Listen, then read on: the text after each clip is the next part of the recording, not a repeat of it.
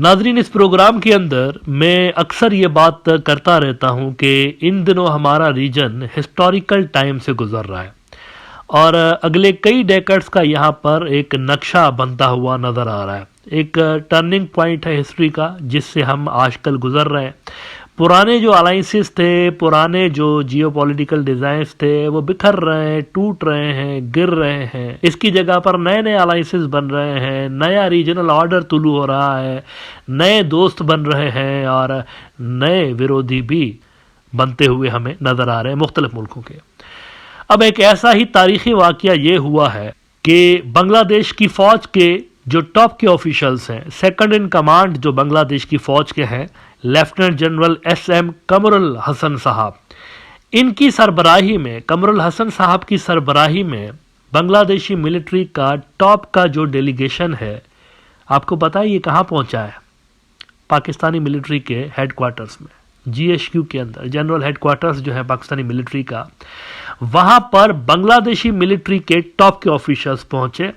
बड़ा warm welcome उनका किया गया और वहां पर जो बातें हुई हैं वो बहुत ही गौर तलब है। इंपॉर्टेंट बातें की गई हैं। साफ तौर पर नजर आ रहा है कि ये दोनों मुल्क स्ट्रांग डिफेंस पार्टनरशिप की तरफ बढ़ रहे हैं। पाकिस्तान का एक बड़ा अखबार है the Express Tribune, one of the top news outlets in Pakistan, इन्होंने आज रिपोर्ट किया है 15 जनवरी को, senior Bangladesh general in Pakistan on a rare visit, lieutenant general Qamrul Hasan hold separate meetings with army chief and chairman joint chief of staff committee.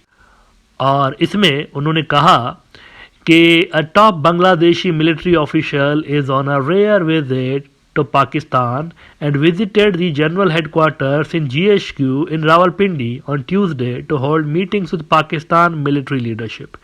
Lieutenant General S.M. Kamarul Hassan, Principal Staff Officer PSO of the Armed Forces Division of Bangladesh, who is the second in command, is the first top Bangladeshi general to have traveled to Islamabad in many years.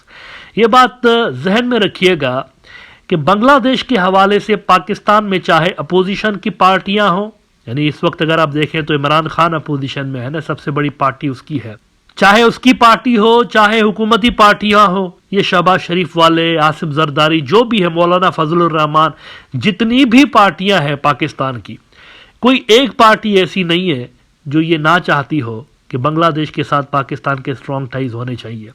ये बड़ा rare होता है वैसे पाकिस्तान के अंदर।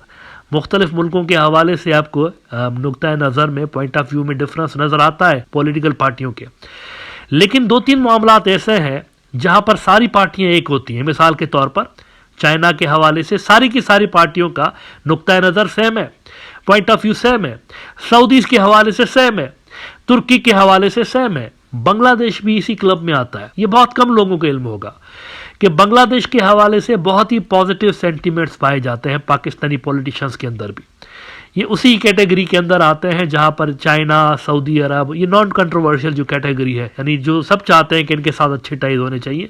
Bangladesh is also one of them, लेकिन फायदा बांग्लादेश नहीं उठा रहा था। 15 साल हो गए, लेकिन शेख हसीना ने टाइज डाउनग्रेड किए रखे थे, बल्कि 15 साल से ज़्यादा अरसा हो गया। बेसिकली डिफेंस के हवाले से बड़ी अच्छी पार्टनरशिप दोनों मुल्कों की बन सकती थी, लेकिन ब्रेक लगाया गया था बिकॉज ऑफ इंडिया। अब इसमें जो बातचीत की गई है उसमें एक हिडन मैसेज न्यू दिल्ली के लिए है। पाकिस्तान का जो ISPR है, वैसे दोनों मुल्कों का जो मिलिट्री का जो शोबा मीडिया से डील करता है उसका नाम ISPR है। बांग्लादेश के अंदर भी उसको ISPR कहते हैं, यहां पर भी उसको ISPR कहते हैं। तो पाकिस्तान के ISPR ने जो एक प्रेस रिलीज जारी की है इस दौरे के बाद, वो बड़ी इंटरेस्टिंग है। अब उसमें क्या क्या बातें की गई हैं ये दिखाने के लिए मुझे इंडियन न्यूज़ आउटलेट्स दिखाना पड़ेंगे। पाकिस्तानी न्यूज़ आउटलेट्स में उतना मज़ा नहीं है ना। इंडिया किस तरह से देख रहा है, मज़ा तो उसमें है ना कि वहाँ का मीडिया इसको किस तरह से रिपोर्ट कर रहा है ISPR की प्रेस रिलीज को। बिजनेस स्टैंडर्ड ने देखे क्या रिपोर्ट किया है। पाकिस्तान बांग्लादेश आर्मीज मीट से outsiders can't harm brotherly ties. ये जो बाहर बैठे हुए हैं ये हमारे दोनों की जो ब्रदरली टाइज हैं, अब इसको ये हार्म नहीं कर सकते। वो दिन गुजर गए। Now you can not harm the brotherly ties between the two आर्मीज। ये उन्होंने प्रेस रिलीज में ISPR ने कहा है। और साथ ही जो पाकिस्तान की तरफ से, पाकिस्तानी मिलिट्री की तरफ से कहा गया है, और बांग्लादेश ने बाय द वे एग्री किया है उनकी मिलिट्री ने, कि ये वक्त की ज़रूरत है कि दोनों मुल्कों के दरमियान एक भरपूर किस्म की मिलिट्री पार्टनरशिप, डिफेंस पार्टनरशिप होनी चाहिए। बिजनेस स्टैंडर्ड मजीद कहता है, in a further indication of strengthening ties between Islamabad and Dhaka following the ousting of Bangladesh Prime Minister Sheikh Hasina, senior military leaders from Pakistan and Bangladesh held a rare high-level meeting in Rawalpindi on Tuesday. According to Pakistani publication Dawn, both sides agreed to enhance defense cooperation and collaborate on promoting regional peace and stability. The militaries referred to one another as two brotherly nations united in resisting external influences. हम बाहर के किसी भी influence को मिल के resist करेंगे। थोड़ा कहा ज़्यादा समझा, ये वो वाला हिसाब किताब है। टू होम इट में कंसर्न, जो भी शत्रु है, एनिमीज, विरोधी, जो भी समझ लें, ये उनके लिए कि जो ज़बरदस्ती अपनी राय मुसल्लत करने की कोशिश करते हैं ना, तो उनके खिलाफ ये दोनों मिलके रेजिस्ट करेंगे इस रीजन के अंदर। आगे वो मजीद एक इंपॉर्टेंट बात रिपोर्ट कर रहे हैं कि the military leaders reportedly emphasized the significance of a resilient partnership between the two countries and agreed to undertake joint efforts to address regional security dynamics.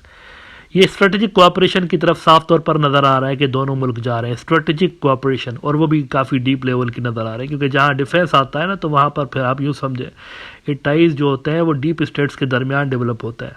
The chief of army staff and the PSO underscored the importance of a stronger defence relationship, emphasizing that the enduring partnership between the two brotherly nations must remain resilient against external influences, the ISPR stated.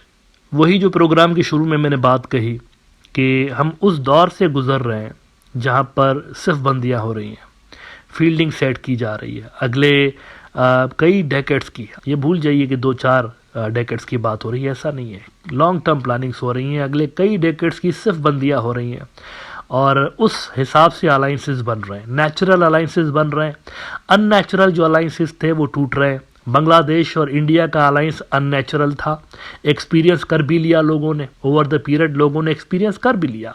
फ़ायदा कोई नहीं, नुकसान ही नुकसान, ऐसा alliance था। बांग्लादेश के हवाले से अगर आप देखें तो नुकसान ही नुकसान है। अगर आप फ़ायदा गिनवाएं तो आगे से वो ये फ़ायदा बताते हैं कि आलू दे रहे हैं आपको, टमाटर दे रहे हैं आपको हम राइस दे रहे हैं, इस तरह के फ़ायदे। अब ये कोई फ़ायदे हैं? फ़ायदा तब होता है जब इक्वलिटी टाइज के अंदर हो, तब फ़ायदा होता है। ये गिव एंड टेक वाला मामला है। आप उनको डॉलर दे रहे हैं, वो आगे से आपको टमाटर दे रहे हैं। लेकिन जो स्ट्रेटेजिक यहाँ पर मामलात थे, मिसाल के तौर पर बांग्लादेश की मिलिट्री को ज़्यादा स्ट्रांग होना चाहिए था इस सारे अरसे के दौरान, नहीं हुई। क्यों नहीं हुई? आपत्ति दिखाई जा रही थी। अगर आपने मिलिटरली स्ट्रांग होना है तो हमारे ज़रिए होइए, रशिया से भी वेपन्स ले रहे हैं तो हमें दीजिए उसकी मेंटेनेंस के ठेके, हम आपको मेंटेन करके देंगे रशिया के इक्विपमेंट्स। इस तरह के मुआहदात इंडिया इनसे कर रहा था। अननेचुरल अलाइंसेस, पानी का मसला तो वो उधर का उधर रहा इतने डेकेड्स तक, बॉर्डर किलिंग का मसला तो वो उधर का उधर रहा, कोई सीरियसनेस नहीं, कोई संजीदगी नहीं, बस ऐसा ही टेकिंग फॉर ग्रांटेड वाला मामला इंडिया की तरफ से रहा। और उसका फिर खामियाजा मैं समझता हूँ कि न्यू दिल्ली को भुगतना पड़ा है। और इस वक्त जो अलाइंसेस फॉर्म हो रहे हैं, आप देखें ना, China Pakistan comprehensive strategic partnership, Bangladesh China comprehensive strategic partnership, Pakistan Turkey comprehensive strategic partnership, Bangladesh Turkey दोनों के दरमियान अगेन स्ट्रॉन्ग स्ट्रेटेजिक पार्टनरशिप। तो इन दोनों मुल्कों के दरमियान फिर दूरियां क्यों थी, इन दोनों आर्मीज के दरमियान, जबकि इन दोनों के जो कंप्रीहेंसिव स्ट्रेटेजिक पार्टनर्स हैं वो सेम ही है, एक ही हैं दोनों के। लिहाजा इस अलायंस ने बनना ही बनना था। और अब मेरे ख्याल से the game is over for new Delhi.